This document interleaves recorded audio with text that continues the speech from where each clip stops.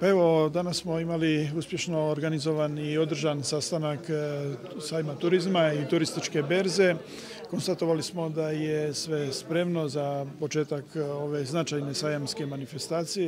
manifestacije koja je značajna za Jadranski sajam, jer je to prva sajamska manifestacija u kalendaru sajamskih manifestacija, ali isto tako značajna obzirom na značaj turizma koji ima u privredi Crne Gore. Dakle,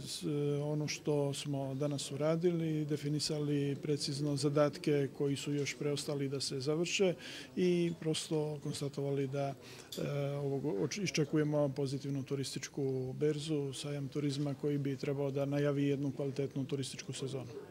Skupu prisustvuju svi oni koji su značajni sa stanovišta kreiranja i realizacije samog turističkog proizvoda. Dakle, Jadranski sajam tradicionalno u okviru Organizacionog odbora pojedine sajamske manifestacije nastoji da uključi sve one koji mogu doprinijeti i koji su značajni u okviru teme koja je na samom sajmu prisutna. Dakle, nastojimo angažovati institucije, služiti svima koji su zainteresovani za određenu temu. Mislim da smo odabrali jako dobar termin i da je prošlogodišnji sajam, koji je bio rekordni u jednoj turistički složenoj godini, pokazao da je dobar termin i da je jedna manifestacija koja dobija sve više na značaju u cijelom regionu kada je u pitanju turizam i sajamske manifestacije ovoga tipa. Što me posebno raduje jeste da ovo nije samo klasičan sajam gdje će se ponuditi turistička ponuda Crne Gore i sve ono što je vezano usko za hotelsku turističku djelatnost i ugostiteljsku djelatnost, nego će paralelno sa sajmom biti organizovana berza privatnog smještaja, odnosno domaće radinosti, da ćemo imati državno takmičenje na kojem će ove godine učestvovati takmičari iz inostranstva u ugostiteljstvu, što je jako važno, da ćemo imati čitav niz stručno-naučnih skupova na temu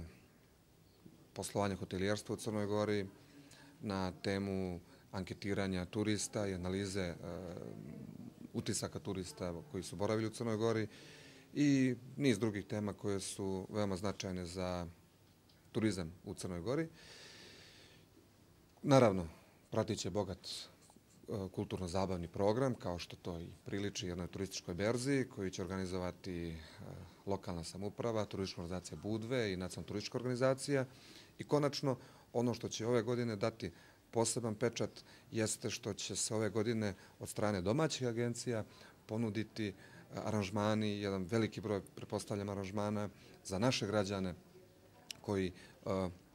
će dobiti priliku, ove godine, zbog bezviznog režima, da mnogo češće putuju u inostranstvo. I Crna Gora, naravno, iako prvenstveno destinacija u kojoj se dolazi, postaje destinacija iz koje se sve više putuje i mislim da je to jedan važan novi kvalitet ove berze. I konačno, mislim da poruka sa ove berze će biti da Crna Gora spremno dočekuje turističku sezonu, da ima umjereno optimistička očekivanja, da smo svjesni toga da nas očekuje jedna godina sa puno izazova ponovo i nekoliko nepoznanica i ove godine koje se tiču upravo bezviznog režima sa nekih emitivnih i najvažnijih emitivnih tržišta za Crnu Goru, ali da je godina za koju smo se dobro pripremili i ako budemo radili, a hoćemo kao što smo to radili i prošle godine, u teškoj 2009. godini, da možemo očekivati, ponavljam, te solidne rezultate kao i prošle godine.